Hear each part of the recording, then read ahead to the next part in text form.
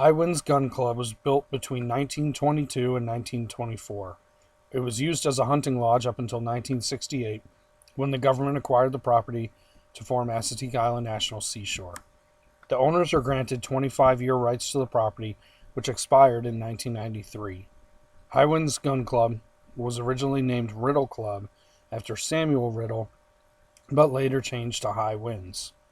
Riddle was owner of nearby Riddle Farms and world-famous racehorse Man o' War. He supposedly hunted from a horse and buggy in the shallow waters around the property. Between 1922 and 1924, Riddle acquired additional land bought by patent and purchase. Samuel Riddle died in 1942, and the club was purchased by Thomas McCabe, who later became president and then chairman of the board of Scott Paper Company.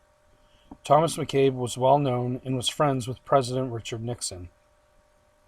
McCabe sold the property to Raymond Bounds in 1948. Bounds sold the property in 1952 to 6 partners: Francis Townsend, William Scott, Harry Jarvis, Mitchell Clogg, Walter Savage, and Daniel Trimper III. Tragically, in 1955, Mitchell Clogg, his wife, 2 small children, and 2 other guests drowned in a boating accident on their return to High Winds Gun Club. Clogg's share was bought out by the remaining 5 partners. The single-story waterfowl hunting club was built using at least 2 40-foot shanty boats, which were joined together to form a hunting club consisting of a dining room, kitchen, mudroom, and several bedrooms, totaling 17 rooms.